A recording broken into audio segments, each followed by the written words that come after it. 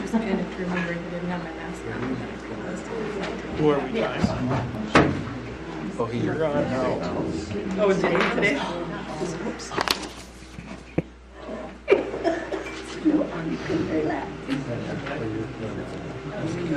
You should have told him you were going to be on TV.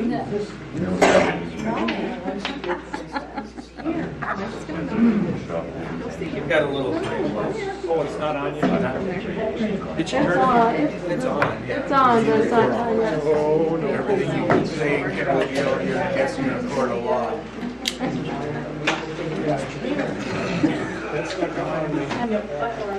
I should have told Mike you were going to be on TV. Smart. Yes. Should leave it on.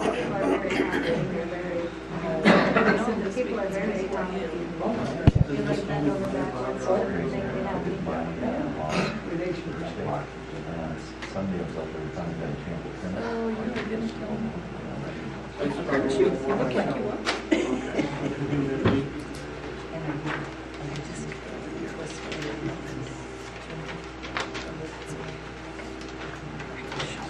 Oh, Cool's gone though. Yeah, that's right. He's at Disney World. Yes. Could be worse places. Happiest place in the world, isn't it? With kids, that might not be the best vacation home. Yeah, but now that COVID is not so busy.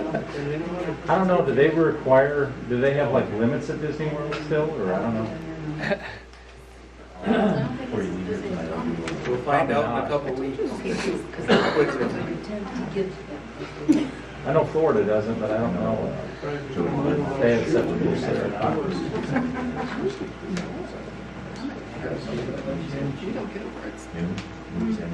They let you in.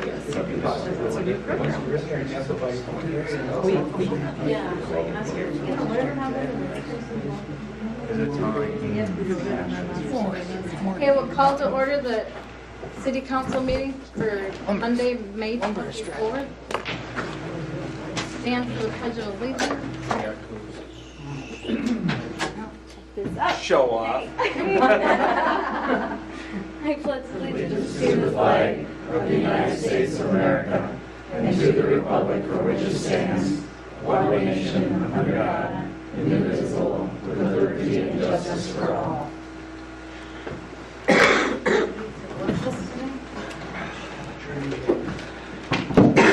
George is here, he'll bless you. Well, yeah.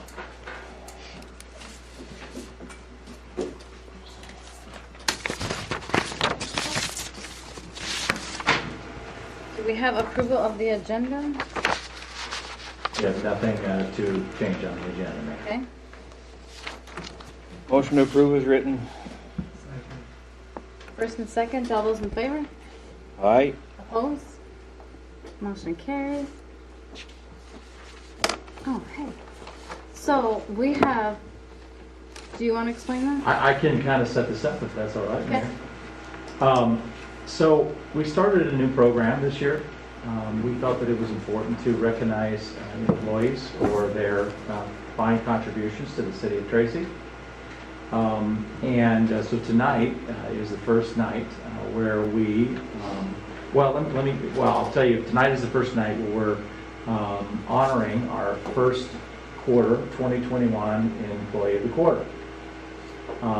We're doing now kind of department head meetings, and so we had department heads submit employees that they thought deserved this honor, and the department heads met and voted. And tonight we have with us Valerie, our library director, and her employee, who is going to be our first quarter 2021 employee of the year, which is Diane Raymond. Yes. Very appropriate. And so, Mayor, I think it would be appropriate for Valerie to come up and talk about why she's the Employee of the Year. We have a certificate for her. We would love to take a picture with the council, and hopefully Per will put something in the paper as well to recognize Diane. And with that, I'll turn it over to Val. All right, lucky you, I have a speech. So, This summer, Diane will celebrate her 7th year as a library assistant. We worked together. She started just shortly after I did, so I've had the pleasure of working with her the whole time. Diane has always been a model employee. She's prompt, she's reliable, she works well with customers and fellow staff. She's always very efficient. She shares her artistic talents and is especially good at working with children. She does story time in the summer and daycare outreach in the winter, and needless to say, she's very popular with the preschool set in this community. Really excited for her to be able to get back to that now after a year away from it. Earlier this year, our staff, after having not been affected by COVID for a whole year, of course, we would have 2 employees who get quarantined at the same time. So that left Diane here to take over library operations for over a week by herself. She did so without questioning or complaining about the plan that we put into place, and she really handled it just beautifully. Of course, you know, you would have customers who wouldn't be thrilled about reducing hours and all of that. So this made me realize how easy it can be to take an employee like Diane for granted. She's done all of this and so much more quietly and with absolutely no expectation of recognition. But I believe that it did deserve some recognition, so that's why I nominated her for Employee of the Quarter. So congratulations, Diane, and thank you for all you do. Thank you.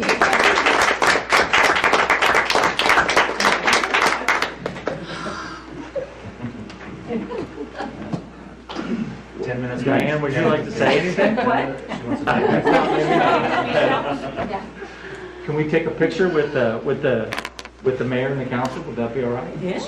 Okay. It was in my drawer. Where do we want to go? That's a good question. Go right back there. We could go back here, you know, if that works okay. You can come back here. It's not about me. Just like Cynthia. Diane, I'll take a picture. Oh, you are something. Yeah, that'd be great. That way we can have one for Facebook. That's true. Not a week thing. Not a week thing. Come on around, young lady. She's got to get by the mayor. And we're going to be in balance. Yeah, someone's got to come over here. Yes, you do. Thank you. This was totally not expected. Your husband's going to be mad at me now. No, he's not. We got a balance. Yes, you do. Just do. You got a balance? I'll write your name.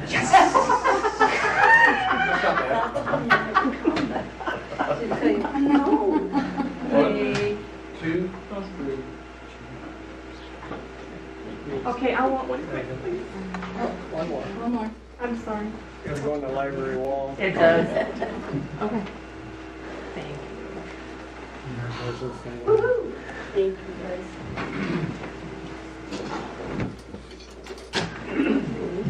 I didn't know it.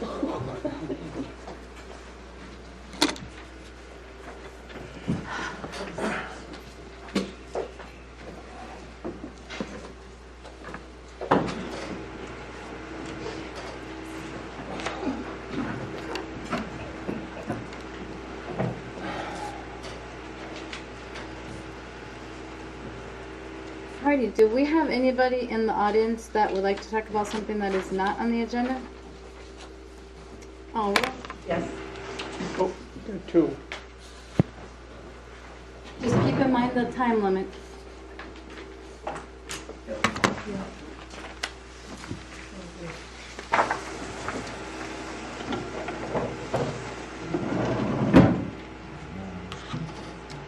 I guess I'm the oldest one here, so I get to be first.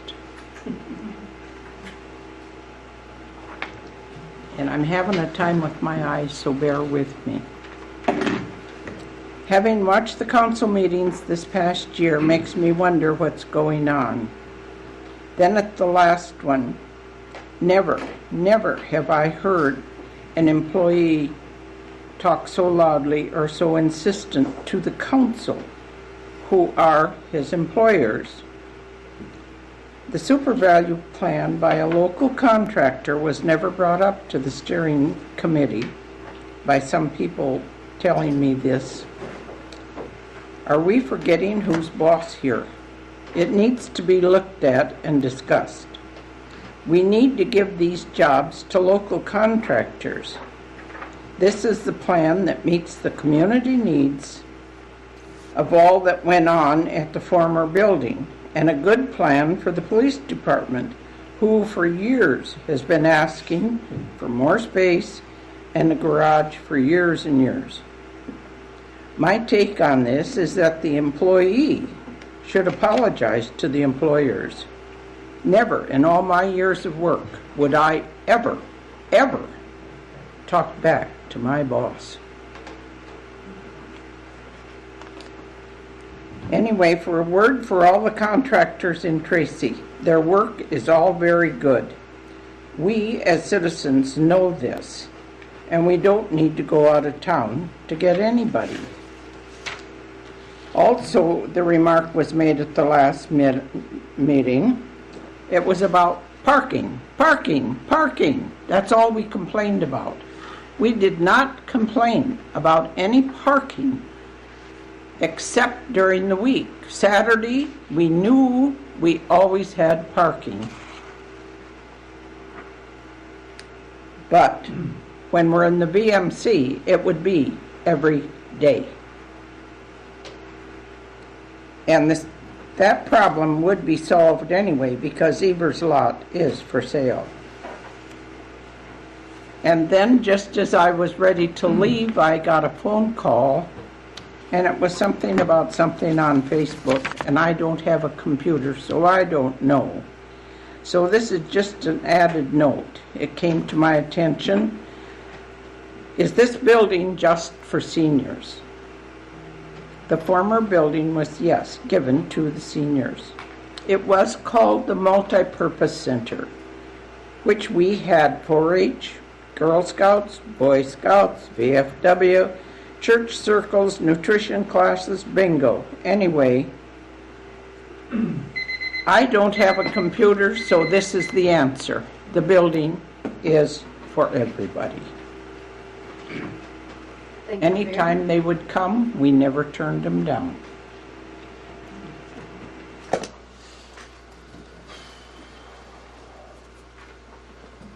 My year's justified. I got more than 3 minutes.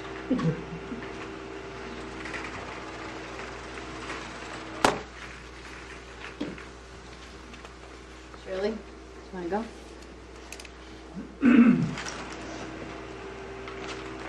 Little added note, I was also very disappointed listening to the last council meeting, and I would like the council to know that Dale Johnson has done an enormous amount of good for our city. He did all the remodeling of the kitchen and the second floor windows in the multi-purpose center. He did all the remodeling of the library, which is wonderful, from the floor, the walls, to the ceiling. He may have even obtained grants for some of that too. I don't exactly remember the whole thing, but I was on the board. He's given bids and completed a lot of projects in our city. He bought Midwest instead of letting it close, and he saved 10 jobs in our city. I believe that he has been misrepresented as a contractor, and he gave an estimate off the cuff without any notice. But if the city council would ask for a more accurate estimate, I know Dale could and would provide that. Bearing in mind the price of wood has escalated in the past few weeks, though, due to the shortages of fires. Also, ISG's estimates would be up because of this. I just didn't think Mr. Hanson was very professional in his remarks regarding the super value layout that Mayor Coleman brought up, and at the last meeting. Mayor Coleman should have and did an excellent job. Also, on an added note, we have one of the best trained fire departments around, and it's because of Dale as our fire chief. There is training on Mondays on an ongoing basis, and we cannot afford to lose him as a fire chief. Regarding the meals at 11:30 at the Eagles, I just talked to Jeff this afternoon, and it sounds like they're going to be in containers, the little Meals on Wheels things. And if it is in the cardboard package, these meals are cold when you get them. And by the time you heat up each meal in the microwave for 2 or 3 minutes, and if it's a dozen to 15 meals, it would take 30 to 45 minutes to heat those meals up. The first people would be done eating with the others still waiting for a hot meal. This is not congregate meals sitting down together. Thank you. Thank you. Anybody else in the audience want to talk? Can you come up to? Hi, I'm Susie Mall. I moved to Tracy December 11th, 2020. I moved here, 1, because I found a home purchase that I could afford, and 2, I felt it was the right move for me. Prior to moving here, I did not know anyone from this town. I'm currently on the Planning Commission, careful what you wish for, and feel that there's a good vibe or undercurrent happening in this town. I think the focus right now for the Planning Committee is taking steps to restoring the old Hollywood Theater to its former glory. This morning I spoke with the director of the Phipps Center in Hudson, Wisconsin, who gave me ideas and suggestions to begin this project. He said, we don't need a survey or focus group. Put any money towards restoration. Number 2, lots of towns are receiving COVID relief. Check into that if you haven't already. 3, rules are changing for qualifying for historic assistance. Sometimes historical may not apply to the age of the structure or building. It could be what that building or structure means to the city and the people living there. That is the value. Make your project nonprofit, get a board of directors in place, get bylaws in place, develop Friends of the Hollywood to volunteer and donate. Check into Minnesota Preservation Alliance on how to set up, refurbish, and restore and then hand over to a nonprofit group. He's also putting me in touch with a former Minnesota preservation person who's now an independent consultant who's willing to talk to us about how to restore buildings. Last Friday I had the opportunity to tour the old Hollywood, and discussion followed. What comes first, clean up the town and buildings or housing? From my point of view, it's clean up and restore and offer businesses sweat equity to help clean up and restore buildings, then sweeten the pot with incentives. The last thing I'd like to say, do I have time? You have 1 minute. Yep. You certainly do. I'm trying to. The last thing I'd like to say is the town needs a little better presence to attract business, and it's time to enforce city ordinances instead of turning a blind eye to how this city looks. Namely, cut your grass, remove garbage cans in a timely manner, no trucks or cars parked on the front lawn or in the backyard, no junk left out on the property over 3 days. This is not a lot to ask, and doing just these few things will help to attract families and businesses to our city. Thank you for the opportunity to speak. Thanks for coming, all of you.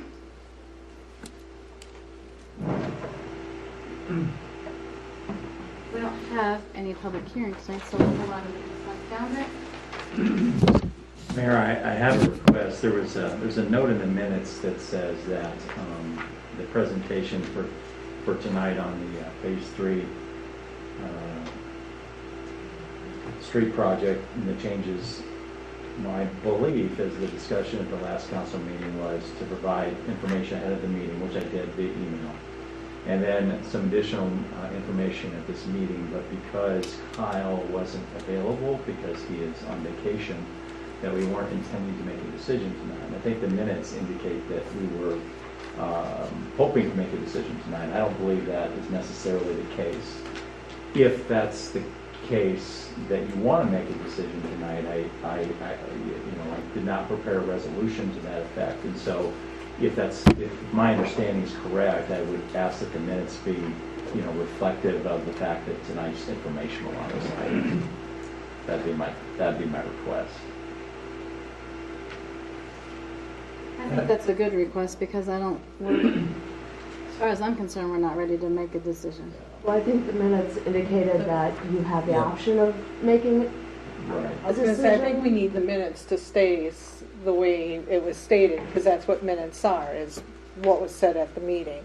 But I think we as a council still have the discretion to make the decision or not. Yeah, because it You always does, have that yeah, discretion. Yeah. yeah. It does say that you may wait until June when Kyle is present to make your decision. My recollection of the discussion is that we were going to get the information in advance, but we weren't going to make a decision until June. I know, George, you looked kind of pointedly said you didn't want to hasten to decide how to spend $3 million in one. Right. I guess I understood it that way too. We're going to maybe discuss it, but not decide. Yeah. So. I don't know what that means. Yeah, I don't think the minutes say that you're gonna make a definite decision tonight. I think it just said that there was the option of that, and if you felt you didn't have the information you needed, that you would wait till Kyle was present in June.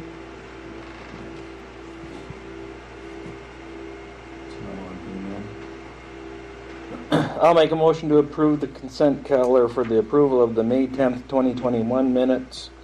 Approval of the municipal accounts payable and payroll without breakthrough beverage. Approve the municipal accounts receivable. Approve resolution 2021-60, the transient merchant license for Rumprex, is it? Ruprex. Ruprex, Meat Market, and resolution 2021-61, the gambling permit for the Tracy Fire Department Relief Association. I have one question on that. This permit for the meat market, by no way we're liable if something happens. Yep, they're bonded separately. Okay. They're required to be bonded, I get that. Yep. So, Meat truck. That goes around. Yeah, No, it's he's like gonna- a temporary. He's going to Eric, would you discuss this a little bit more on location, everything on this, please? My understanding is that it's on the old Red Rooster property, and that basically they're allowing them to use that, for a temporary period of time in order to, and they have a license already through the state, and it's essentially, we require them, to have a license, and they have all the bonding and insurance and everything else. It's fairly routine. And the Tracy Development Corporation is the owner of the property. That's correct, They have yes. the agreement with That's them. correct, yes, yes. Are they serving meat for people to buy, or It's not food, it's pre-prepared, it's not prepared food. Okay. They would have to have a different license for that. It's just, essentially selling, it'd be as if someone were selling fruit or vegetables, it's the same kind of thing, except it's That used fruit. to go around. Yep. It's like Schwan, I guess you could say, sort of, except that, Yeah, he's just going to be parked out at. yeah. And we put these kinds of things on the consent calendar because we didn't see that as controversial, but if that's not something you'd like to see on the consent calendar, we can certainly do that. We're trying to figure out how to streamline the agenda, but just let me know. We can always talk about it or pull it off if you'd like. Well, I think just something like this, as long as we just discuss it like this and get the answers in that, I think it's fine in the consent calendar. Sure. Do we have a second? I'll second. First and second, roll call, please. Koopman, Aye. Jones, Aye. Landay, aye. Schmidt, Aye. Teagues, Aye. Mayor Corman. Aye.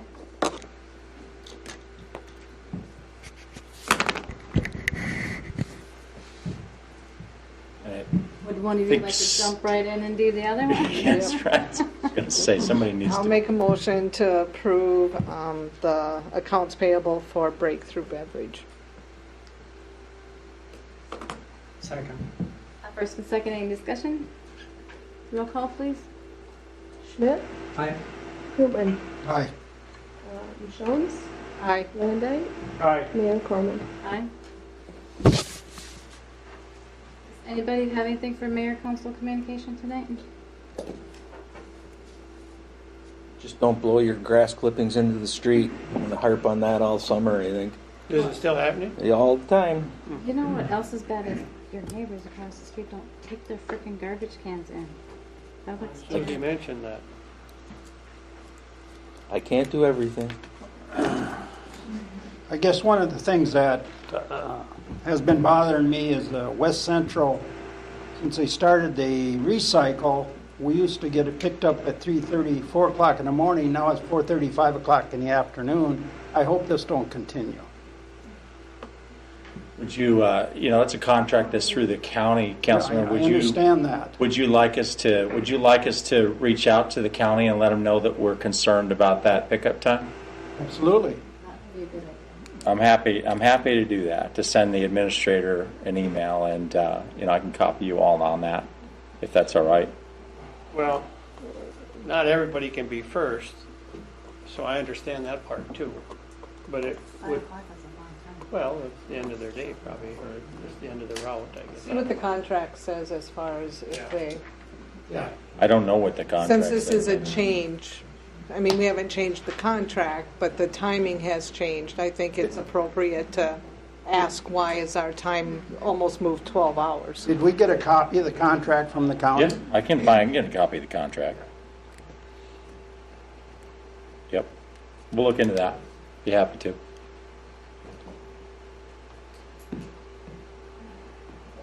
All right, with that, we should move on to the staff reports. Sure, and I'll go through kind of a quick city administrator's report, and I've got a couple presentations, and then we'll do department head reports. Okay, but can I stop you for just 1 second? Yeah. Is it okay if Tamara goes first because she has to go back to the liquor store? I don't. Sure. It's none of us. I don't want to trump him. Oh, you don't want to hear. Well, maybe she doesn't want to have to sit through, the next 30 minutes at the multipurpose center. Yeah.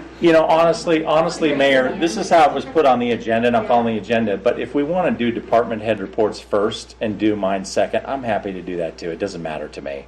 So people don't have to sit here through the whole time. I think it's probably a good it's idea. okay. Yeah. So yes. Not that we don't think you're important. No, it's no problem. I'm here for the duration. I don't care what. So I guess we're doing department head reports first. What, do you have the door locked? I just told, one of our employees, her husband is sick tonight, so I told one of the other employees, since they've been doing extras lately, if somebody will just come for an hour while I run to the council meeting, I'll come back. So I could stay here all night and tell them you guys got long-winded. So anyways, our sales are good. We're doing good with our sales. Our bottom line is a little down. And we're thinking that a lot of it has to do with our margins being down because of, unfortunately, the prices are going up, so we need to, unfortunately, probably raise some of our prices. So that will be happening in the near future, soon. Inventory for April was a little bit down from March, but still up like about 10,000 from February. So, and that had to do a lot with like how we bought things because of the buys and that kind of thing. But so overall, we're holding our own and our sales are good, but we need to check out our margins and get those back up there. Anybody have questions? Are you still working with this retail outfit that kind of come in and helped? With the MMBA? Yeah. Yeah, I mean, they're still, part of our, that's basically where our award came from, was the MMBA last year. So they're helping you with your margins and stuff? They have kind of like set guidelines, and we, Eric and Krista and I, have talked too about like where our margins need to be at for us to be profitable or that kind of thing. Okay. Very good. In fact, we're starting to meet like on a weekly basis now to keep our figures in check. So Tim, the fact that your sales are below the big blip at the beginning of the COVID pandemic, is that pretty an industry trend? That's not something unique to the Tracy Liquor Store? No, it's definitely, it's a pretty pretty pretty all around. Yeah, we definitely can't outdo last year's sales. I mean, it'd be great if we could, but When we budgeted for 2021, we did not expect sales like we did in 2020. We expected to be above 2019, but not above 2021. And so what you're going to see is May was our biggest, of last year was our biggest month ever. Yeah. This the second month of quarantine. We did almost $100,000 just in May. And you're not going to see that, this year. But we didn't budget that way, so we didn't anticipate that it was going to be like that anyway. The Sunday liquor hours still panning out well for the store? and now that you can tell because we've had like 2 fantastic Saturdays when the weather's been really nice. So this will start kicking into a busier season too. So it'll start kicking into more sales. But yeah, we had a really good couple Saturdays. But you can tell when the weather's nice, it kind of helps that whole thing. So the pandemic, and then when they made the parents become teachers, that really helped out some. No comment. But anybody have any questions? Good. We're always open for suggestions and comments, so. And stop out if you ever want to check us out and see how things are rolling, so. All right. Thank you. Thanks, Kim. Bye, you guys. Thanks, Kim. Val, do you want to go? Sure. All right. Well, you've already heard plenty from me tonight, but just one thing I want to add to my report that I forgot to put in is that we are partnering with the school district again this summer to do so the kids can take accelerated reader tests at the library. We used to do that, and then of course last year everything fell apart for everybody, so we didn't do it, but we're doing it again this year, and this year they're going to be offering the kids some prizes. So we're hoping that that really brings more kids into the library. They can also then sign up for our summer reading program, and hopefully it's just a win-win for everybody. So I think that's all I have. Is there any questions? Good job. Is your summer programs, are you tied in at all with the summer school out of the camp, the 4-week summer program? Well, they will be actually coming down to the library for some tours. They used to do that too, where they would walk down, and I talked to one of the organizers, and they will be doing that again this year. So we look forward to seeing them. Val, can you talk about the walking book program at the Women's Expo? Oh, you got to see that a little bit today. Yeah. So I'm working on this story walk, which we'll be doing during the Women's Expo. And basically what I've cut apart and ruined 2 books now, which I'm then putting on some signs. They're kind of like real estate signs. We'll stick them in the ground with wires. And so families can walk through. We'll start it with number 1. They can read the pages.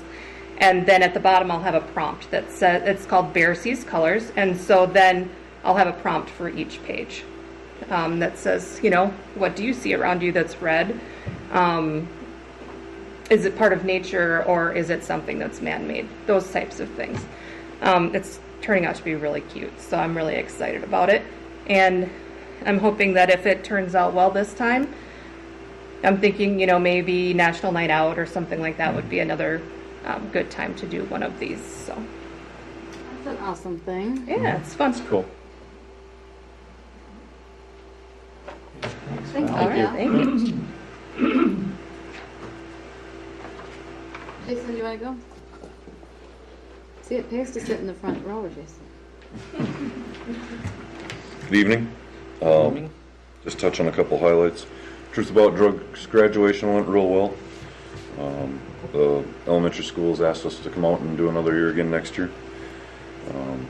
We pulled off the bike rodeo in a near amount of time for the incoming clouds and darkness that were coming.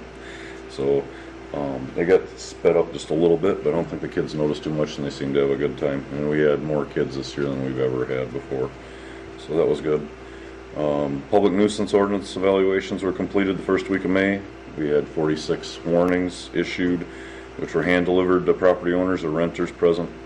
And 46 is about an average number for what we've had over the last few years. So no surprises there. And I don't know. If you have any questions? 46 are usually the same people, I would imagine. I wouldn't say all 46 are the same people, but Is that where you had a collaboration between you and Shane and whoever else?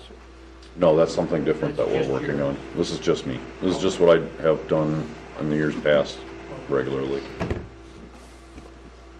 I think it's nice to hand deliver those where possible rather than sending a certified letter. That's good.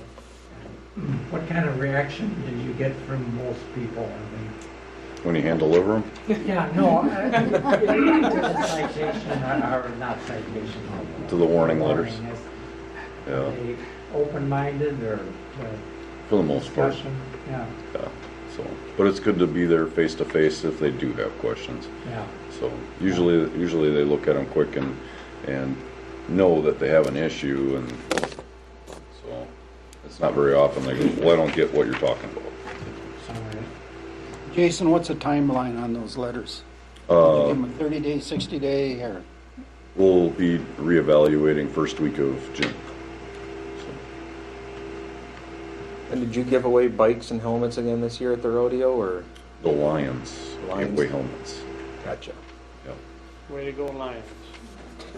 Yep. No, the police department doesn't have a whole lot to do with it other than showing up and help setting up and being there to interact with the kids and teach them bike safety stuff. The Lions should take all the credit for how that program goes. Every participant got a helmet?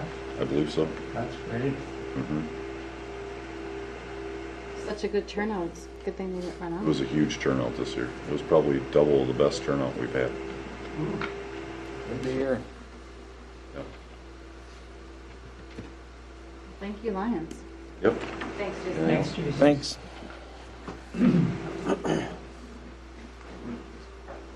Shane, you or Jeff, whichever one of you want to go. Shane's last.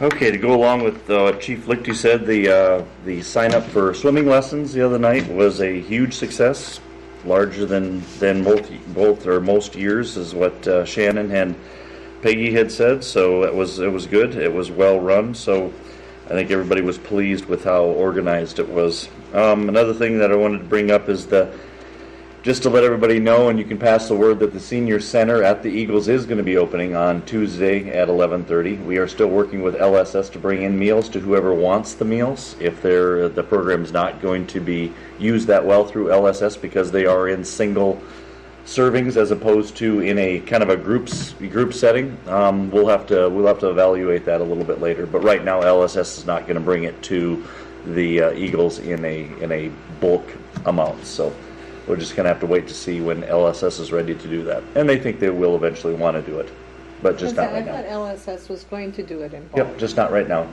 Yep, they're not ready for it. Okay. So of the whole serving it and bringing it that way. So we are working on it with them. But we are planning, we had a meeting today again, and we'll have another one on Friday to get everybody their keys and their security codes for the Eagles, so that'll all be set up. So, but we will be open for the seniors and the coffee drinkers and whoever else at 11:30 on for the meals. But if we are going to serve any till 12:30, and 12:30 to 4:30 will be cards the rest of the week. Cards and socializing and coffee for the rest of the week. That'll make a lot of them happy. Yep, I think I'm hoping so too. And I think it might take a week, Pam, to get everybody going on that, but like he had said, and then, with just a lot of people are wanting to get out this year. Everybody's excited about getting out. I think Jason and I got into the same, because it sounds like your voice is about the same as mine right now. Yeah, so. Jeff, when you mentioned security codes and keys, that's for the city employees. That is for the city employees, yep. Yep. The Eagles has worked with us, Seth, to get us a couple of keys and then a security code for about five of us. So Can you share who the employees are for that? Gail Whiting is one of them. Linda is still from from before, and then we have Olivia Peterson is one of them, and then we have Mary Jo Dominy is the other one, and then myself. Good. Sounds like a good group. So that'll all open up. And swimming pool, I guess, is and Shane might be able to share a little bit more. But there's water in the swimming pool. I'm sure it's cold. But that's all seems to be going in place, unless Shane tells us any different. That we're on schedule for that. The training for the lifeguards and everything will be on the 1st and the 2nd and the 3rd and the 4th of next week. And so that'll all be opening up on the 5th, same time as the Women's Expo. And then that night of June the 5th, there will be a movie in the park. Also, that all the equipment came in today. I've got back to the swimming thing. You got a lot of people signed up. Yeah, for swimming lessons. Full slate then? They were actually, yes, they had to move some people around because they had a full slate, yes. Good. Yep, they were real happy with the numbers and the amount, the amount of people that came out that night. Did you find all the lifeguards that you need? Yes, yep. There was actually one of them that dropped out a couple days ago, and Shannon didn't think that we were going to have a problem at all.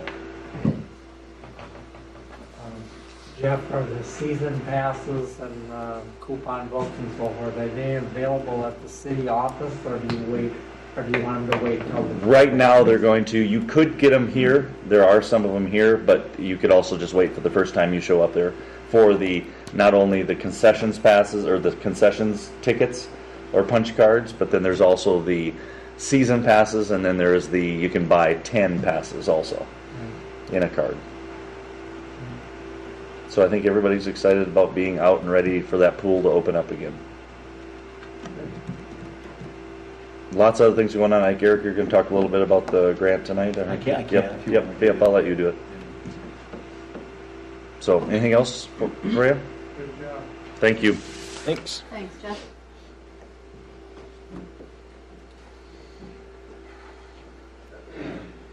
I won't talk as much as Jeff. Oh. Heard that before. I guess I can start on the pool items. The pool boiler is in.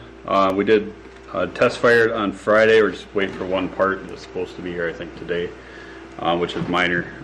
We could run without it. Just be better if it was in there. So it is full. We're doing a chemical balance yet in it, but we should have that balance probably by Wednesday or Thursday this week. So it'll be looking good for the opening for the lifeguard training next week.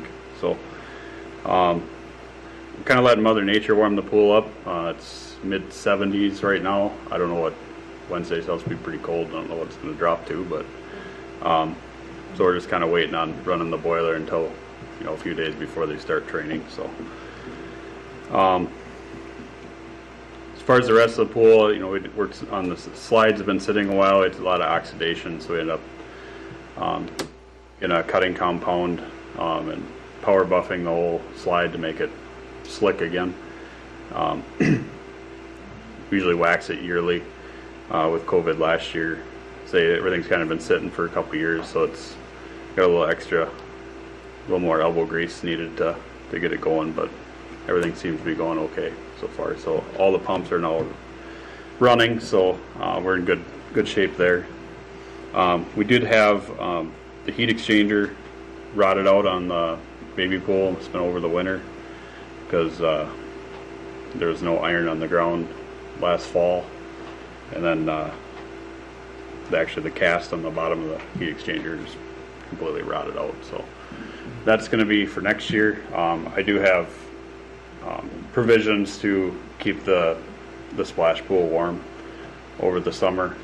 I'd say right now it's almost up to the temp we'd have it anyway, but it's 2 foot deep, so it's really easy to keep warm compared to the lap pool. But say there may be, if it gets super cold, it may fall behind a little bit, but we're going to bring in some warm water for makeup water for evaporation and stuff. So I think it'll take the edge off it for sure to make it through this year.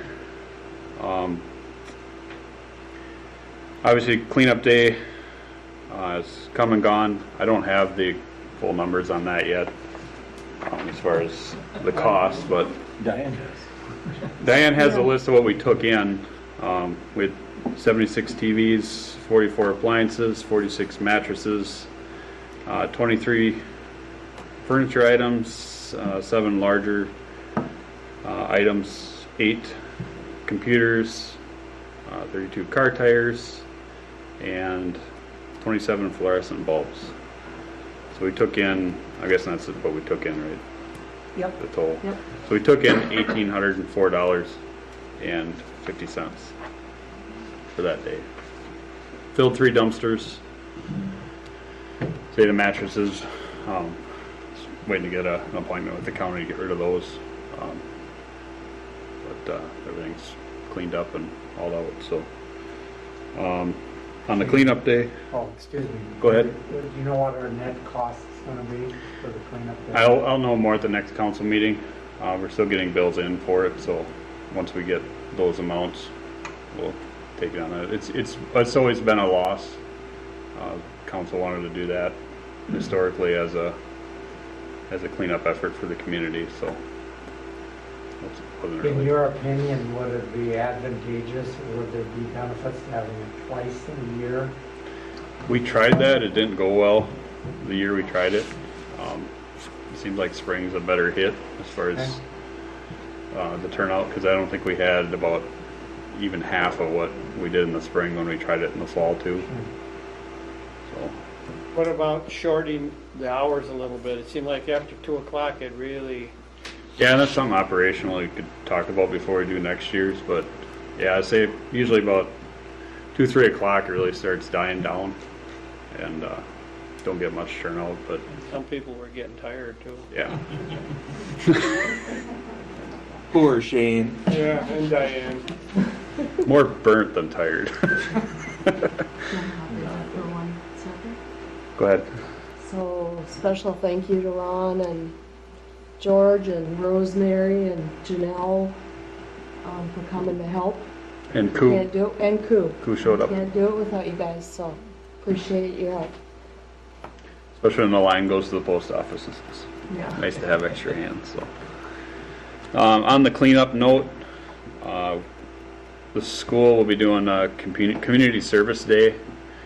I think Friday is their event, but if it looks like rain Friday, I think it's the day before, so it'll be Thursday. But it looks like rain on Thursday, so I'm guessing it'll be Friday. But so they're going to be at a few of our parks, cemeteries, cleaning up. I think it's for usually 3 to 4 hours.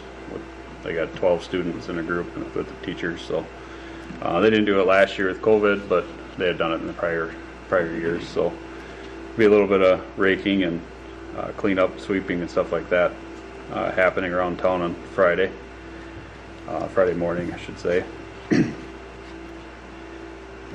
More on the cleanup. I know grass clippings got brought up. Mr. Teagues earlier. There is a notice for this week's paper as far as not blowing your yard debris into the road. I'll probably have Diane put it on Facebook and the Tracy channel also. We have 32 weed notices sent out. They'll be in the mail tomorrow morning. It seems to be quite a few this year compared to others. We do have a full and part-time opening right now. So if anyone out there listening, looking for either a full-time or seasonal position, there's 2 openings currently. I would be more than happy to see a few more applicants on that, either one of those. I think we only got one on the seasonal side right now, so. Other than that, mosquito spraying, probably not this week because of the weather, but potentially next week. I'd like to try to get sprayed before the movie night and the Women's Expo. So other than that, they put a report on the curb at the bank that was brought up at the last meeting. It looks like it's from snow removal, just bumping with a blade or whatever. Some of them I don't think were ours, but don't know how you'd ever prove that they were otherwise. But there was impacts on the curb where the brakes were, so I do have a few ideas of trying to patch them, but if the patching doesn't hold up, then we'll just have to replace a few curb sections there. I know the one was hit pretty good, so. Down on that end of town where the bank is, would it make more sense just to cut that out of there and go back to a regular curb? Because there's not going to be any chairs or benches or anything sitting on that corner. I'm just asking the question because I've asked a lot of questions. I haven't found anybody that likes them anywhere in town, but there where they're not serving any purpose other than, I suppose, looks. I don't know. You know, we when we were discussing this about a year ago, I remember asking at one point, I don't remember if it was Kyle or Chris Larson from ISG, you know, why do we have some on that other end of town, you know, on that end of the street? Because, you know, on that corner there's a house. It almost didn't make any sense. I said, well, why are we doing that? And he says, well, it's really about, you know, balancing out and defining the downtown, you know, area as that street. And so it's really more of a, you know, aesthetic kind of thing, you know, I guess you could say from an engineering perspective. Well, maybe that's just also the way engineers think, you know, they like everything to be a certain way. But that's kind of the rationale, you know, behind it, I guess you could say. I drove to the Twin Cities over the weekend for something, and I happened to drive through a town, actually, Gaylord, Minnesota. I don't know if you've been to Gaylord or not before, but Gaylord has a pretty interesting downtown. And they have light poles, and they have banners, and they have flower pots, you know, hanging, and they have bump outs. And they're treating them a little bit differently than what we did. They're marked with yellow paint. So Shane and I talked about this morning about how, you know, we need to mark them off so that people know where they are. And I know there's some other communities when there's snow in the wintertime, they can put a flag. We do that. We'll put a flag, you know, where the fire hydrants are, but we could put a flag there on the corner too. We could take them out. It kind of feels like good money chasing after bad to me, but ultimately we're going to try to treat them a little bit differently. And I think that when you look at a community like what Gaylord is doing, they really have a very vibrant downtown, and it's one of the elements, not all of them, because they also have trees and benches and everything else that we kind of feel like might make sense in terms of the direction we want to go. But I took some pictures, actually. I probably should send them out to the council. I took some pictures. I sent them to Jeff and Rosemary, you know, who's the chair of the planning commission, because we're working on the comprehensive plan right now. But I probably should send them out to you all too, so you can see it. I by no means said take them all out. I just wondered about. I think it's a good question. I wondered about it at the beginning, you know, too. Like, why do we have them down there at end when it's a, you know, house and a bank that, you know? But that was the answer that I was given for what it's worth. For the uniformity, when we discussed it. Uniformity? The uniformity of the look, and it would all look the same. So I would say, let's try Eric's suggestion and try and do the marking of it first before we abandon it. Well, I didn't mean to ban. I just asked the question. Yeah, it's a good question. Misunderstand me. I think that what the council deserves is a larger discussion about where are we going with this, you know, stuff, you know, in general downtown. Because we've talked about banners, and that's been part of the plan, you know, and Shane and I had a discussion about that this morning, and, you know, the whole flower park discussion that came up a couple of weeks ago. And so I think it deserves a larger discussion about what are we going to do with downtown, for sure. Shane, if we have to replace that curb, who does that? The city or the contractor? We would do it. I mean, we could pay the contractor to do it, but they wouldn't cover it. And it was us, not a warranty defect. So are you certain that the baby pool thing is going to be okay for this year? Okay.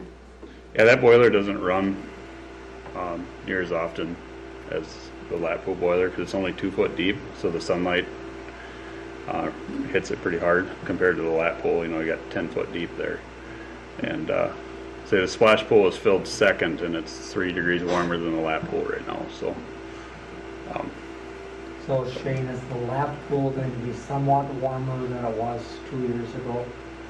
Generally, it's kept right at about 79 degrees. It's And how many? 79 degrees. That'd be adequate. Seemed like it was colder 2 years ago. but- Yeah, and I don't know that if that other boiler, if the temp probes were all that accurate, but say everything's new, all the probes and sensors, so I would guess that when you said it at 79, it's going to be 79. Shane, how about the liner on the pool? We're working at the pool now this spring. Do you have a better sense of how much longer that liner's going to last? I would say in 5 years, you're looking at the end of its life, to be honest with you. Less or 5 years or more? Not more, but, you know, whether, you don't have to do both pools at once, but it's a 20-year expectant life, and it's, next year will be 20 years, so. They thought it would last a few more years when they came and patched it, but I say it's getting brittle, just from UV. So I have a question about the email that Eric sent out about the warming house. Is that something like the building trades class in the school could do? As far as building a new one, or I guess, I don't know if Eric wants to touch on this one, but I can. We go ahead if you want to start. we had reached out to the school. I think there was some interest in that, potentially. The city would have to come up with materials, I'm sure, but with getting someone to staff it right now, it's been tough the last several years. Generally, the school staffs it, and they have been paying the heat to have it open. City would make the ice, and we'd paint the building periodically and try to maintain it the best we can. But with the lack of use, we're at a crossroads. Do we have the warming house or we don't? I don't know. At this point, we have a building that, if we're fighting blight in town, it's right up there on the list.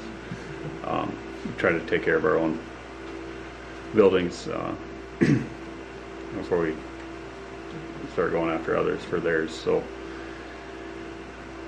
right now, it's the building that's there is it's going to take more to fix it than it would be just to start over.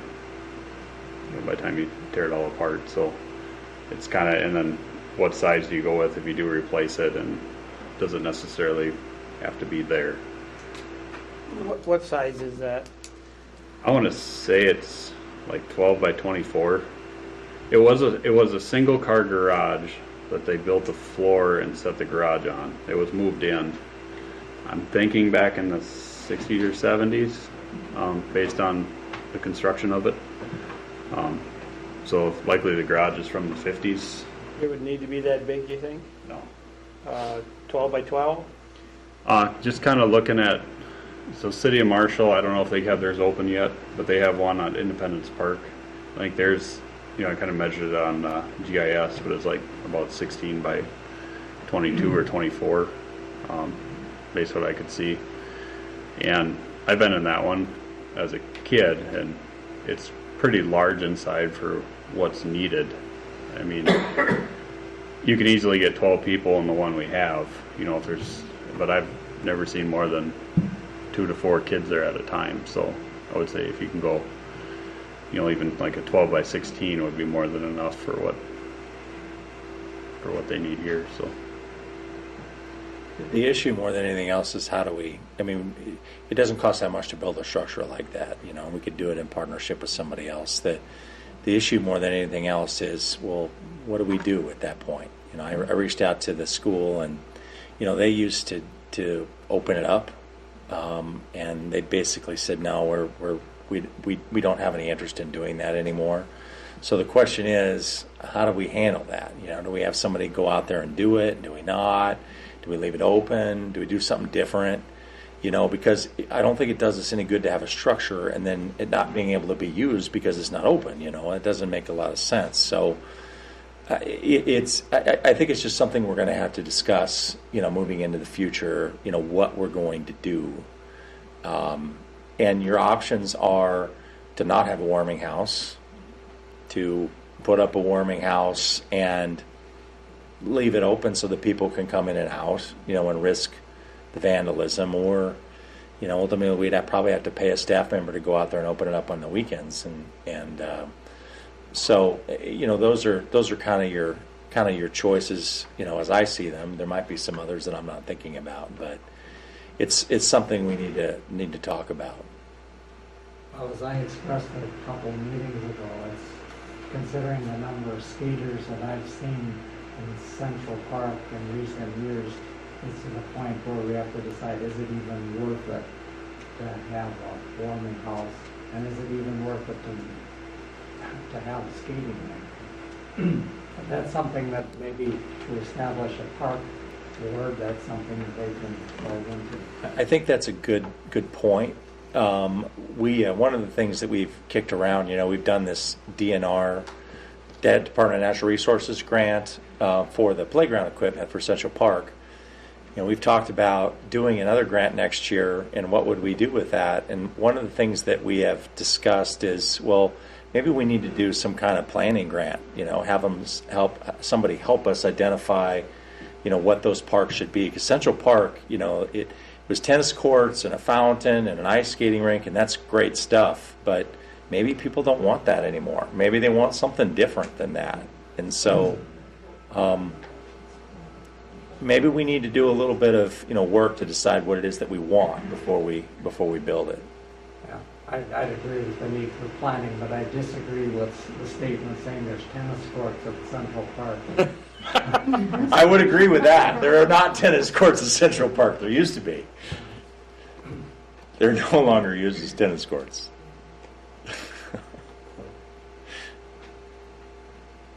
Anything else? Sorry I talk longer than Jeff. I like it. Thanks, Shane. I do have a question for Jeff, though. Uh-oh.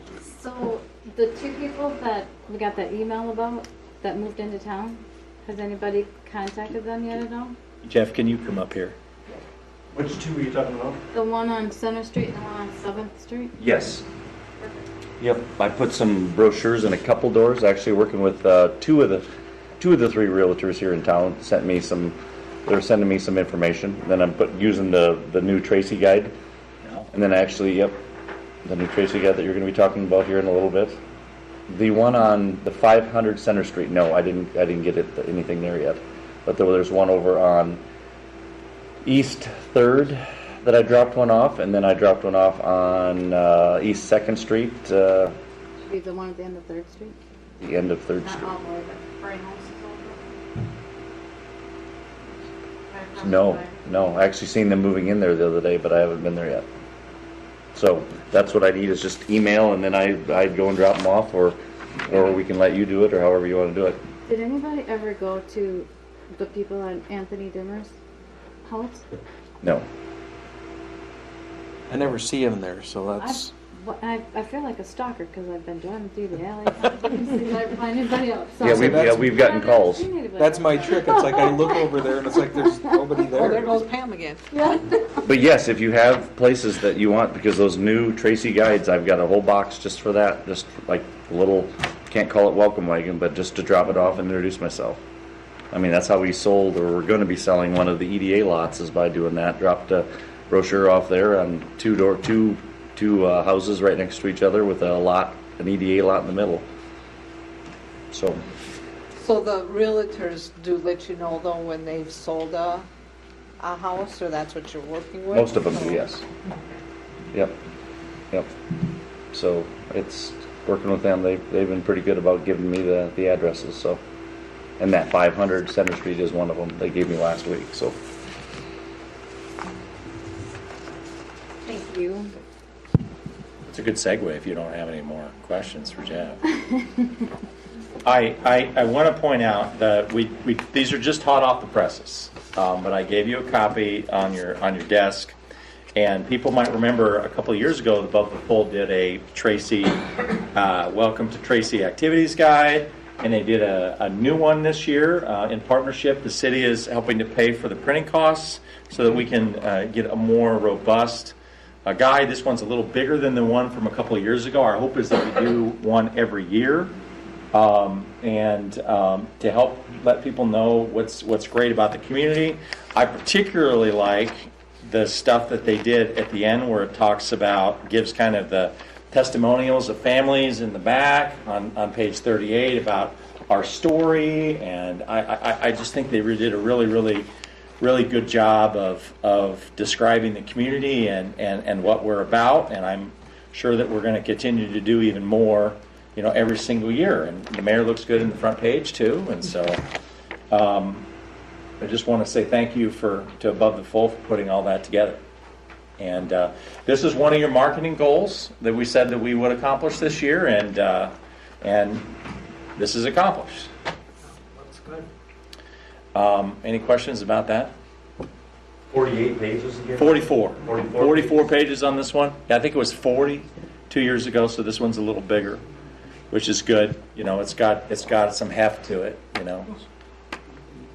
So, well, we think it's really great, and it's going to be a good marketing tool for us. Good. How many did you print up? Oh my gosh, you would ask me that question. I think it was 3,500. 3,504. 3,504? 3,500 or 4,000. 3,500 to 4,000. Yeah, it was something like that. Yes. Yeah. How are they going to be distributed? They're distributed through the same kinds of places that the Chautauqua area guide is distributed. So you're going to see them in on I-90 and rest stops. We'll distribute them around town. We have them here at City Hall right now. I would probably defer to Tara because she has a better idea of what that is, but that's the generality of it. It's going to be outside. Outside of Tracy, yes, that's correct. I could probably answer that when we deliver the sailors. Do I have to go quick? You do, because otherwise no one can hear you in the audience. I didn't plan on doing this. That's okay. To answer Seth's question, we just picked up the sailors last week along with these, so we're going to deliver them, like you said, I-90. They go around 90-mile radius with the sailors and with the Chautauqua Visitors Guide. So they're going to get out there. Yeah, good. Yep. So I thought that was really good news. The other piece of good news that I wanted to pass on, I already sent an email on this, but I do want to let the public know that we received a grant from the United States Economic Development Authority in the amount of $111,600 to do a $142,000 project. It's going to include several pieces. One, we're going to be able to wire downtown for free Wi-Fi. So when you come downtown, you'll be able to connect to the internet along 3rd Street. Number two, it's going to allow us to build the second website that we talked about. Will be kind of like an activities guide online, sort of, to a certain extent, and that'll be in partnership with the chamber and the EDA with Jeff. And the third part of it is really about technical assistance to local Tracy businesses. And so what we're looking for is about 20 businesses who are interested in having some hours from a internet web marketing professional help them with their business online. Whether it be build a website for them or help with their social media or just help with the marketing that they're already doing. It's basically kind of a professional web marketing person. This is a 2-year project that's going to be happening between now and 2023, and we're pretty excited about it. It's a big deal to get a grant like this, and Valerie, our librarian, wrote the grant, and Jeff and Valerie and I collaborated on making this happen, and we're kind of excited about how this is going to go moving forward. Any questions about that? The other grant I want to talk about, because Susie Moll brought it up, actually, and she probably didn't even know that she was going to bring it up, but this last week, you might remember, I know you remember, but the public may not remember that we received a grant from the Minnesota State Historical Society to do a level 1 reconnaissance survey of the city to look at potential historic properties. They were in town last week, and we met with them, and we toured the city. They looked at a lot of different things. They think that we might have the opportunity to develop a downtown district, similar to what Pipestone has. They think there's some buildings in downtown that would qualify. And we actually took them in the old Asian Market building, remember, with the mural on the side, that's 100 years old, and they loved that building, and met with Reed, who owns that building. We think there's an opportunity to tap into some money from the Historical Society in the future, potentially for City Hall and some other places. And so we're doing a lot of the stuff that Susie mentioned, actually, in partnership with this grant. Our next step is probably to write a couple of other grant requests for some more detailed analysis, so that we can get some buildings on the National Historic Register, get qualified to get some money from the state in order to help improve those buildings and preserve them. One more thing real quick. I want to remind you that we're having our first budget meeting kickoff with the City Council of the year in 2 weeks on June 7th. Do you want to do... I was thinking we would do that in the basement of the library like we did in the past, but do you want to start at like 6 rather than 6:30? What do you think? Works for me. How long will it be? A couple hours, probably. What day are we doing this? Monday. June 7th. 6:30, I think, is better for me. I don't know about Yeah, Jerry. it's up to you guys. And cool, because they're I the can- real workers of the world. I mean, I can make it 6 o'clock. Okay. What would you all prefer?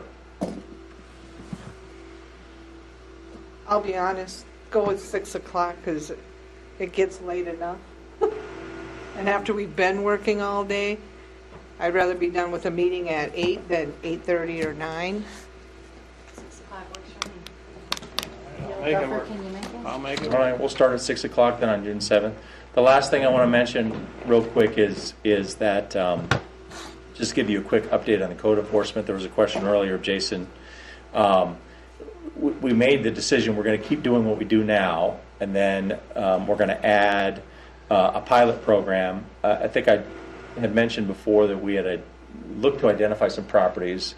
Jeff and Shane and Jason and I have identified 10 properties in town. We're not going to talk about what the specifics of those are. I don't think that's appropriate in a public meeting, but that we're going to try a new program on. And we're likely going to model the program after a lot of what Pipestone is doing.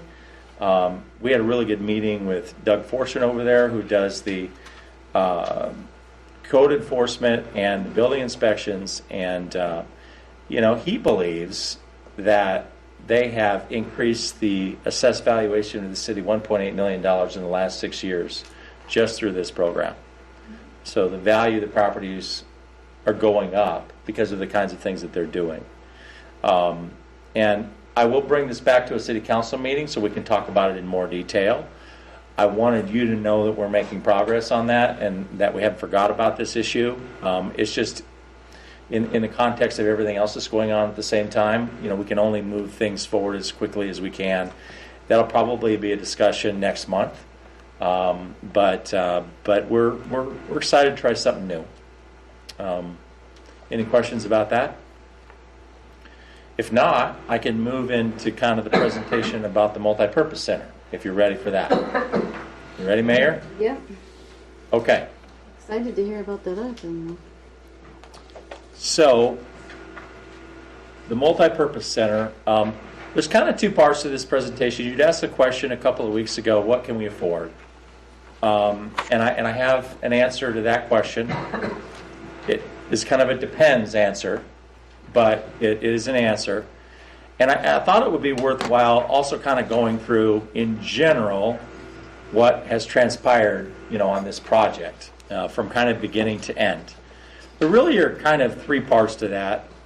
Part one is, the pre-sale of the multipurpose center, and there's been an extensive amount of citizen involvement. And then we're kind of in the city council action stage at this point. And I'm going to say before I tee this up that, at your request, this is informational. We're not making any decisions tonight because you didn't want to make any decisions tonight. I think that's prudent. We can talk about this in the context of the budget as well in a couple of weeks. And so we have time, I think, to make decisions. In July and August of last year, we started talking to the Plaid Moose about moving to Tracy. We looked at a bunch of different locations for a new cafe for them. They were interested in the multipurpose center. So kind of in that August beginning time frame, City Council met. We had, I think, 4 different closed meetings talking about the potential sale of the MPC. Ultimately, the decision was made, we'd like to try to do that, but we want to make sure that when the seniors and everyone else who uses that building are displaced, that we have somewhere for them to go. That was important to the City Council then, as it is important to the City Council now. So we started looking for new locations. We started talking to stakeholders at that time. We looked at a lot of different options. We looked at the Caboose. We looked at the Eagles, of course. We looked at different churches around town. We looked at the second floor of the VMC here. We took LSS around at the same time and looked at those locations too. Ultimately, and trying to figure out what it is that we were going to do next. There were a lot of different choices, and ultimately, where we're at today, which is that our temporary location is at the Eagles, while we figure out what our more permanent location is. About the same time, it became clear that we were looking at selling it, but before we sold it, we started talking to stakeholders. We talked to senior dining. We talked to some members of the Golden Age Club. We talked to other people in that time frame. We conducted a community survey, as you know, and we had a focus group meeting of about 11 or 12 seniors here in this room, and about that same time frame in November. And then you, as a City Council, passed a resolution forming a citizen steering committee to make recommendations to the City Council about what we should do with a long-term option. Those recommendations were then made in February. That citizen committee had 4 meetings. At the end, they reviewed the ISG study, because one of the things that they were really asking at the time was, well, we can't really evaluate the different options unless we know what things are going to cost, because that seems to matter. And so that was ultimately when the ISG study was commissioned. But they made several recommendations to City Council, including the city remodeling the liquor store in the VMC. It needs to include a dedicated space for seniors. They wanted to make sure that community involvement was moving forward. They liked the idea of an activities director. I didn't mention that here, but that was also something that was important to them. And that final kind of recommendations came to the City Council on February 22nd. This is moving back and forth in time a little bit because all of these things really overlapped a lot. But on November 23rd, the City Council had a public hearing. There was a lot of public comment on it, on the sale of the MPC. Passed a bunch of resolutions that night, including the sale. There was an incentive package for the Plaid Moose. We restricted some money and appropriated some money to move forward on some permanent solution. And we also created the Citizen Steering Committee that night. On January 25th, the City Council authorized the ISG study to respond to what the Steering Committee was asking for, which was costs. Also on that night, City Council identified the Eagles as the temporary location, which is where we're at today, which is opening on June 1st, as you know. In February, March, City Council received the ISG study, said, well, let's throw an RFP out there for design services. City Council approved that. City Council also narrowed down the choices to a liquor store remodel or a new building. Still don't have a decision on that yet. City Council staff in April, by the end of April, received 16 responses to the RFP. And on May 10th, City Council reviewed those and decided to look more closely at what the City Council could afford, which is where we're at today. So, the question that you asked, what MPC can we afford? Well, the short answer is that it kind of depends to a certain extent. It depends on what you do with taxes, and it depends on the timing of that. We currently do have funds available of $138,500. That won't get you a brand new building, but it gets you something. That cash is available now. If you want to do more than a $138,000 project, that money is going to have to come from debt service, donations, or grants.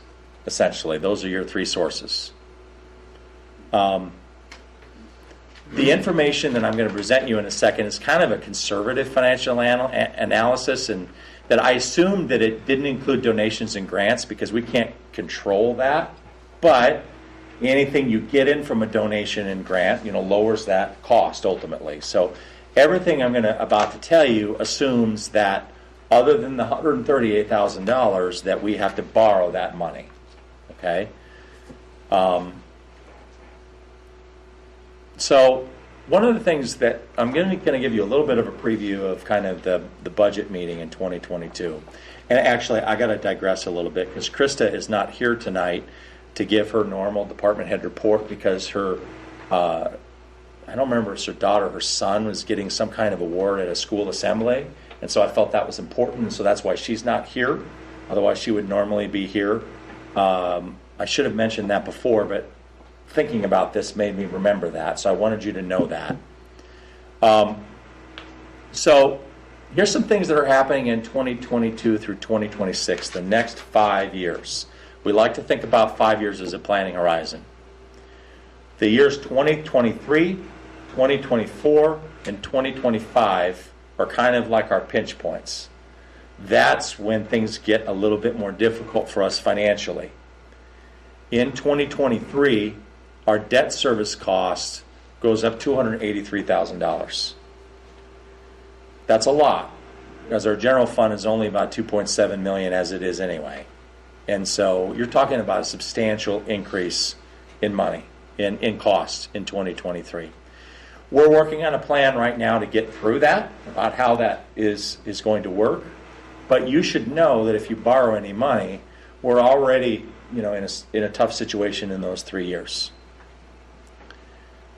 Historically, as a city council, you've increased the tax levy 3% a year. We did 3% in 2021, and we did 3.3% in 2020. So that's kind of been the practice in the past. Generally, it's about that number.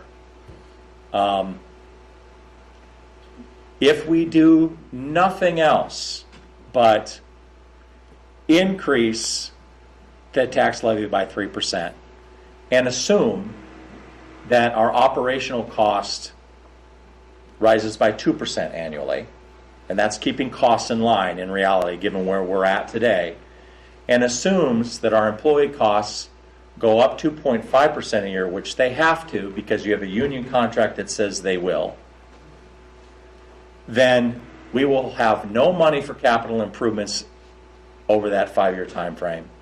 And we will, in fact, be upside down by $190,000.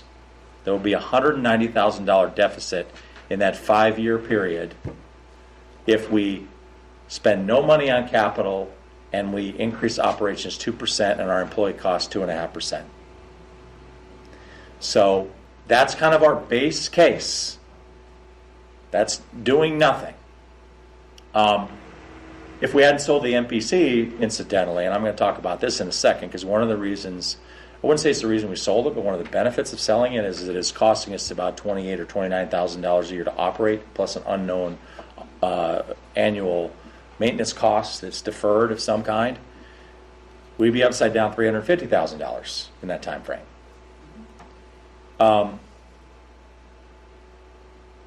I asked myself the question, well, we had about a $40,000 capital improvement plan this year, not including the stuff that's happening with the street project and everything else, because we'd already bonded for that money. We would have to increase the tax levy 5% a year for the next 5 years just to have capital projects of any kind. I think there may be some other ways to have capital projects that we're working on a plan for right now, because I realize that these numbers are difficult to swallow. but I don't have that plan yet. We're going to be talking about that in the budget meeting in a couple of weeks. But I've got a list of things to do, to address these challenges that we're going to have in the next 3 years. The good news is that it gets easier in 2026 and 2028. This is a 3-year cliff that we're going to have a plan to get over.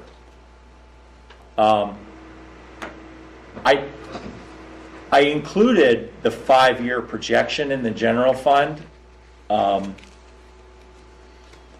and just so you can see what it looks like, and you can see the negative numbers starting in 2023, 2024, and 2025.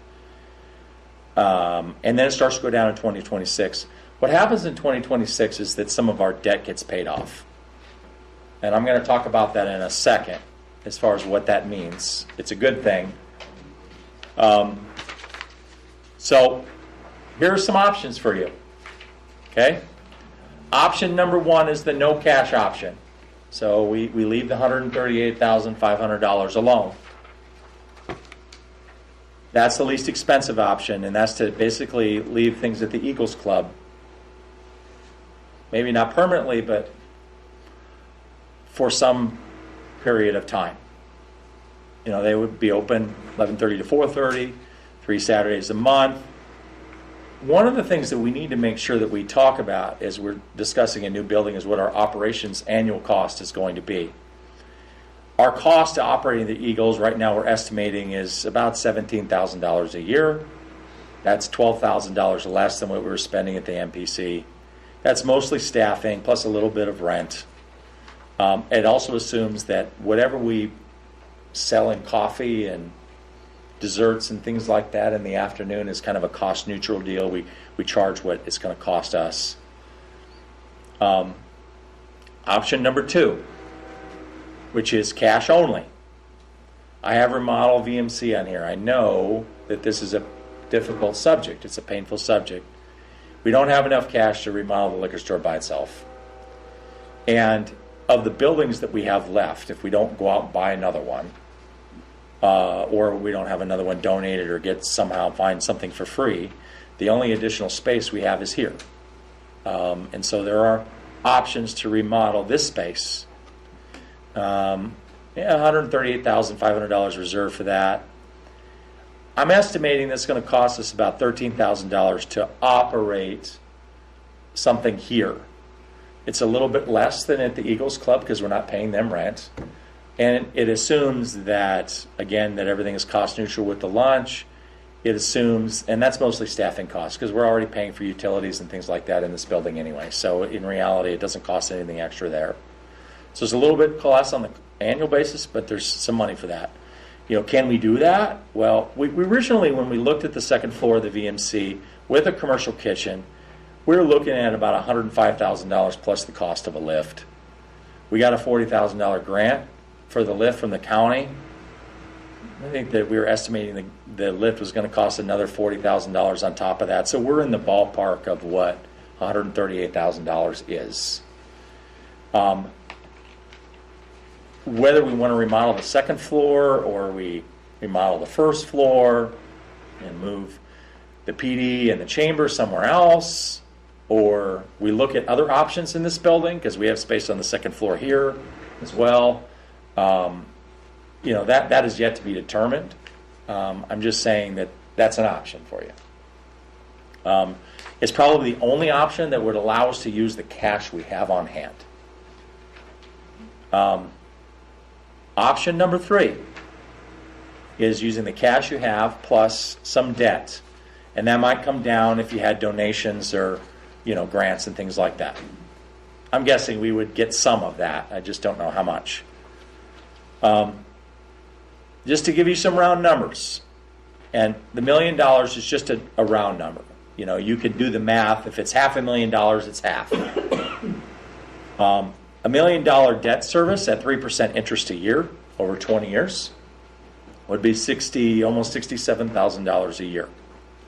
So just to give you an idea of what that would cost. Well, how do we pay for that? Well, I've already kind of said we've got an issue in the next few years, right? Well, if we increased the tax levy in 2022, 3%, on top of 5%, so an 8% increase in 2022, and then a 5% increase every year after that, we could probably make this work with a minimal capital improvement plan.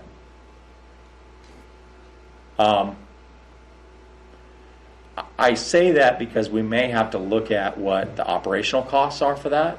I don't think so, but if you're looking at a new building, you got to figure that our operational costs are going to be similar to what they were at the MPC, maybe a little bit less if it's an energy efficient, situation.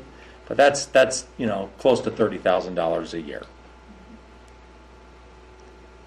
An activities director would cost you around another $69,000 a year. That's at $20 an hour. You have to figure benefits. If that's a full-time person, they'd be eligible for benefits, and so that adds up your costs and then everything else. And so essentially a new building or a large addition to this building or even a remodel at the liquor store, you're going to have to raise taxes 8% in 2022, 5% a year after that, probably a little more if you want an activities director. That's what it's going to cost. Now you might say, well, why don't we just cut our costs? Well, there probably are some costs that we could marginally cut. But I think we're already running pretty lean right now. And the assumption in the general fund moving forward, and I already told the staff this, we had a budget meeting a week or two ago, and we handed out some budget, Krista and I handed out some budget guidance to the staff. And we told the staff that you cannot propose an increase in your costs. Personnel aside, we're stuck with the personnel costs because of the union contract, but we cannot increase your operational costs more than 2% per line item. And if you do, you need to provide a written reason why it needs to happen. And then we're going to have to look at cutting something else. So we're trying to keep costs in line anyway, but with the way that inflation is going with materials and everything else right now, 2% is going to be tough enough as it is.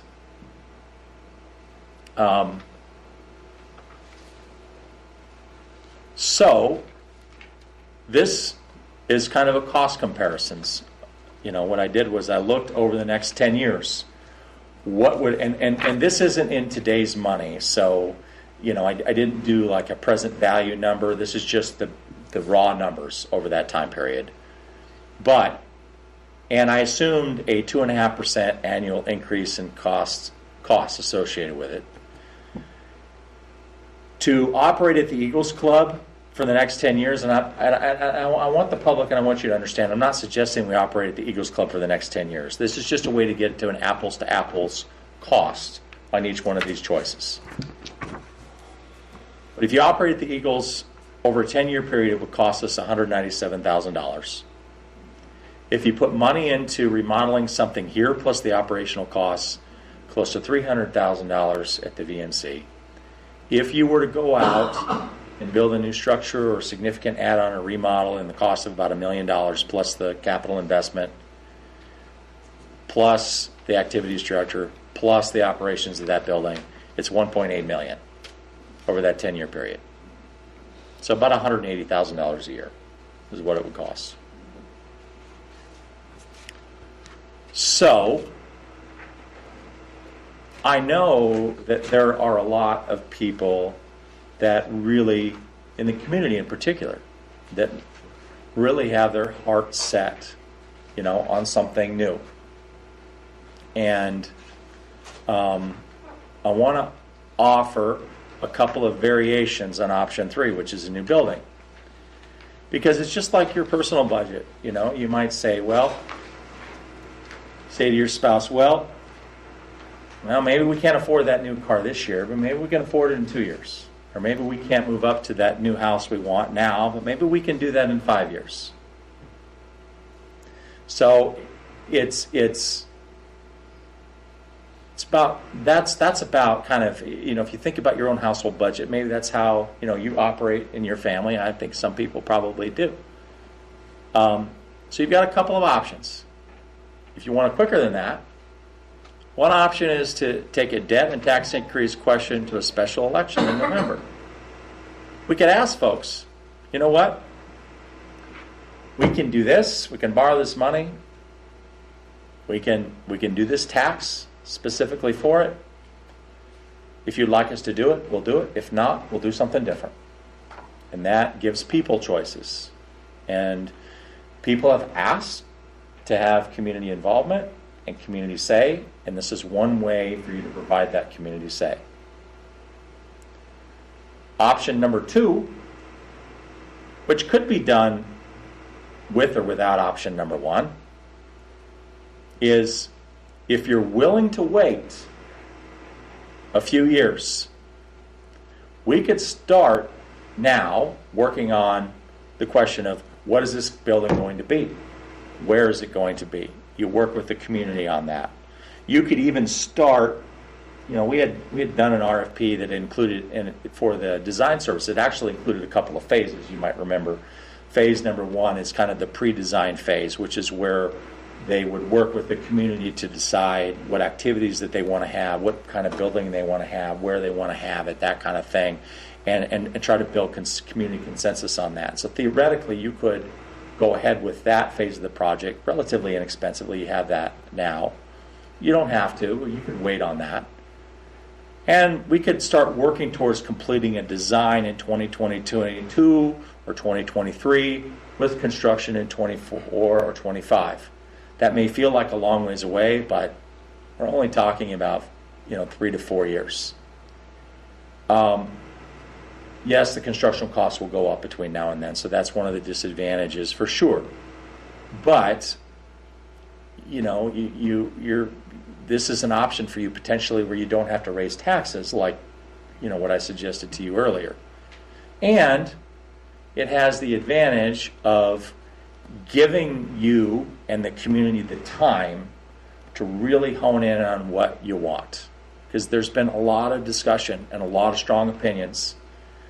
No, we shouldn't spend the money. No, we shouldn't spend the money. Oh, is it just for seniors? Is it for everybody? Is it a remodel? Is it a new building? A whole host of questions that are yet to be resolved. Here's why it might pay to wait. In 2025, our last payment of $104,000 a year for the 2019 E-bonds is paid off. Now, remember I said that to hire an activities director and the operations and the debt service, what that would cost?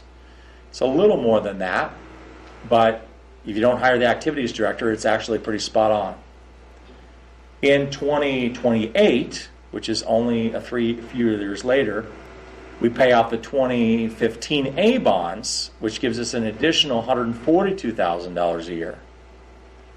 And so by 2029, which is only 8 years away, we have an additional $246,000 available. Remember I said we're losing the $280-some thousand starting in 2023. That's going to be our pinch point. So things get a little easier, with our debt, in that time frame in the general fund. And so you could even construct as early as 2025, and then the bonds wouldn't start to be due maybe until 2026, that kind of thing, if you had to borrow some money. It also might give you the opportunity to save some money over that time period. Maybe we could sell another building or sell some land or, things like that, grow the capital fund. But in addition to that, it gives us more time to work on fundraising, to organize that. It gives us more time to really research what the possible grants are and set ourselves up for it, because there might be some things that we need to do in that time frame. And it gives more time for community buy-in. And I hope that the goal will be community buy-in and not just community discord, because that's the risk you run to a certain extent also in the next few years. That's all the presentation I have. Your options, are the no cash option, the cash option, and the debt option, and the debt option wait. Are there any questions about this? I got a question on this 138,500. How did it went from 144 to 138? Is that ISGs? Yes, the $5,500 from that we spent on ISGs. And that's the ones that they went in and give us these prices. Yes, that's correct. That's the $5,500 we spent for that study. That's correct.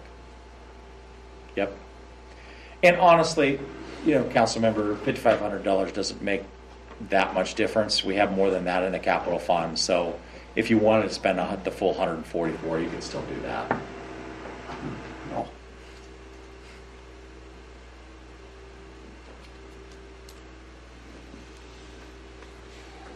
It's a lot to digest. I realize that.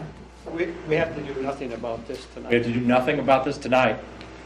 We're going to have, my hope is that on June 7th, when we have the budget meeting, that we can have kind of a larger discussion about what your thoughts are. You can kind of digest this information. We can think about, what we might do. And then Krista and I can come back with a more concrete plan with how are we going to handle this situation in 2023 through 2025. Because I don't see anything insurmountable here. I really don't. It's just a question of planning for it and knowing that it's coming. And if you know that it's coming, and we do, then we just have to plan for it and figure out how to make it work. And so that's our job as a staff, is to bring you reasonable options, because I realize, we're already in a situation where we had to raise rates in the water and sewer funds, and we're going to have to continue to do that. And this is going to be another challenge. But these were good choices that were made a couple of years ago because we had to have the infrastructure. Candidly, the state was going to close down the city if we didn't. And this all happened before I think any of you were on city council, and I certainly wasn't the administrator then. But if we didn't fix our sewer problem, we literally were in a moratorium for building. Not a single permit was allowed, and so we're in a situation where it's something we had to do. So it was a good choice by the city council, but there's always consequences to the choices. Sometimes good, sometimes bad, and this is just the reality of the situation that we're in. You can afford it. We'll be able to provide you a way that you can do that, and so I'm optimistic that that's the case. But this is real. This is real.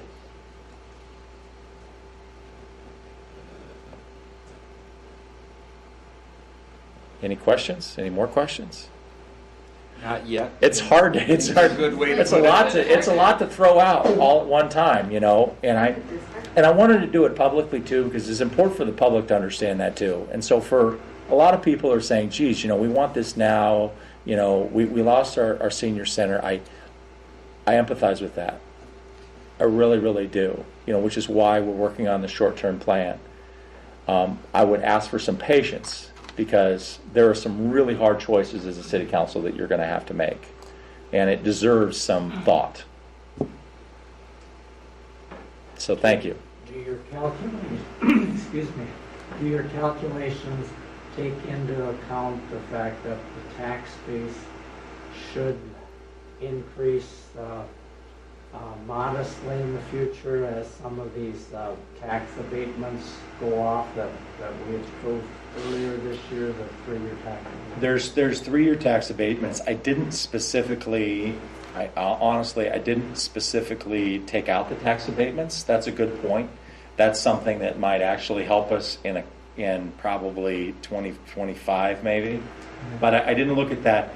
This is kind of a quick and dirty, really high level, look at it, where we're basically just kind of running the costs, across the board. If we took it a little more detailed, down and dirty look, there's probably some things that we could adjust, and that's part of the plan that we'll bring back to you. It does not assume what the tax base is going to do. It assumes that your tax levy is going to go up. Your tax base in 2022 next year will go up 3.8%. So if we increase the the tax levy 3%, it would mean that it would be less than the growth if we did it. And some people might even see a tax decrease in their city tax. if it was the 5%, that I mentioned, then it would be a little higher, than that. So everybody's taxes would likely go up. But that's a complicated thing because it's based on the value of your house and whether that appreciated and how it's apportioned between commercial and residential. And so we can't say for sure your taxes will or will not go up. All we can say is what the tax levy would be. It also assumes not much of an increase in the local government aid. We get close to $1 million a year. I'm only estimating about a 1% increase in that. If our population increased or decreased based on the census, that number could change, but we don't know what that number is yet. I'm hoping that we're going to know it as soon as possible. But that could have a substantial, impact on that as well. So that's the other big number that we're not assuming increases because they've only been increasing about 1% a year. That the state's not overly generous. And of course, one other factor that could affect our future debt load is what happens with interest rates. If we have a big increase in... Well, I think our interest rates are fixed at this point, so I don't think that unless we refinance something that it would make that much of a difference on us. So we don't, other than maybe something for the multipurpose center, the bonds that we're getting refinanced into a long-term rural development loan, that interest rate's already fixed. Like, I don't remember what the number is off the top of my head. Shane, 2 point. It's 2 point something. I don't remember what the number is, but that number's already decided. Right. So we shouldn't have any interest rate risk in the long run unless we borrow more money. Correct.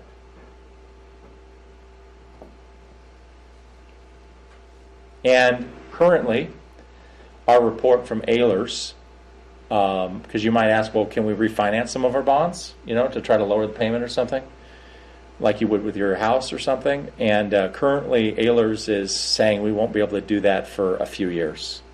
So that's not an option that we can look at either at the moment. That could change, but that's not a good option for us currently. Any other questions about this? Okay, more to come, I guess. That's all I have on staff reports, Mayor. Okay, do you want to move into the new business? Sure. We only have one item for new business, and it's to award a bid to Southwest Sanitation for our sanitation contract. At your request, we put out a bid, and we received two back, one from West Central and one from Southwest Sanitation. Southwest Sanitation is very clearly the low bidder. It's not even close. Of course, it has the advantage of that we're not having to switch, at this point. And so it is over a 5-year period because we had previously had a longer-term contract, and so the idea is we would do a 5-year contract for this one as well. And over that 5 years, it's about $100,000 less with Southwest Sanitation than it was with West Central Sanitation, so it's relatively straightforward. This includes the cost of the regular pickup, so it doesn't change the system at all, and so everything is the same. It also includes a couple of other options for you to consider. You do not have to consider these tonight, but we ask that they provide 2 additional options for your consideration in the future. One is a curbside pickup option.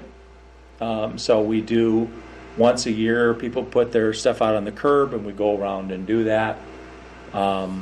West Central said they would do it for a specific hourly fee, so we'd have to figure out, well, how many hours is that going to take? I don't have a good answer to that, but you can see what that is. Southwest Sanitation is saying, well, we don't really do that, but we'll provide, pickup locations that people can put stuff into around the city. 8, I think, is what they said. The other option is a pay-as-you-go service. So if you have something you want to put out on your curb, like a refrigerator or a TV or I don't think you could do a TV actually, or a couch or something like that.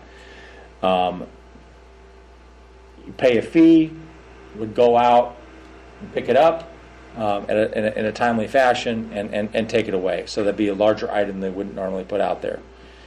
Southwest Sanitation already offers this service. I didn't actually realize that, but they do. And so that would be just a continuation of that. And West Central also would offer that service as well. So my suggestion is that we approve the resolution and award the agreement to Southwest Sanitation, and that we have a future discussion, maybe as part of the budget meeting, to talk about whether we want to add things like curbside recycling or, basically it would be curbside recycling that we'd be looking at adding. So with that, it's a fairly straightforward action. Any questions that you have? I didn't quite get the curbside. Don't we have that curbside recycling now, or We you're talking about the bigger items? We can do it for a fee. So if somebody wants to put something out, they can call Southwest Sanitation and they'll come pick it up. This would be a different situation where once a year we would say, okay, on May 1st, put all your stuff out on the curb, and then Southwest Sanitation or whoever would go around and pick it up and haul it away. And that would be an additional cost to what we have here. It would not be for this cost. It would be additional. Would that replace what we just went through then? It could replace what we just went to, or it could be in addition to. That's an option. Or maybe we weigh both of them and see which one's working. You could try one and try the other and see what happens. Which one is more effective at getting people. I've done it both ways in other communities that I've been in. We've done both a kind of a large one day where you bring your stuff in, and then also kind of the curbside side of it. And either one can work. It's really just a question of what you would like to do. I'm not suggesting you make a decision about that tonight because I think it deserves a larger discussion. But we did ask them to provide that information because I know that's been a discussion amongst City Council, so we can have a future discussion.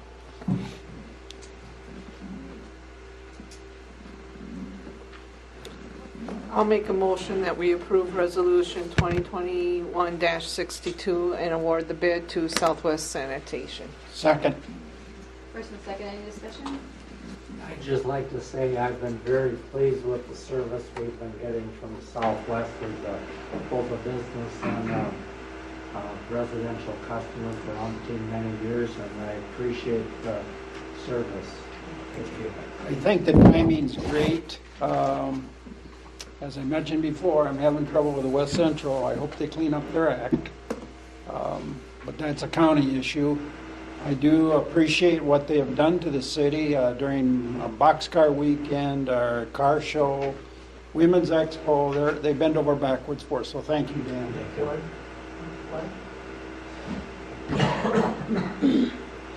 That's all we have, Mayor. Well, we're happy to award the contract. Let's roll call. Yeah, vote. Yeah, I said roll call. Did what? Got ahead of you. I said roll call. Oh. Teagues. Aye. Siltman. Aye. Schmidt. Aye. Jones. Aye. Landite. Aye. Mayor Corman. Aye. Now. Now I can say we're happy to award the contract to Southwest Sanitation. Thank you. Thanks, Dan. Job well done. With that, do we have a motion to close the regular meeting and go into our closed meeting? So moved. Pat, don't. All those in favor? Aye. Opposed? We're going to take 2 minutes. Yes, I need a few minutes. Yeah. Put up.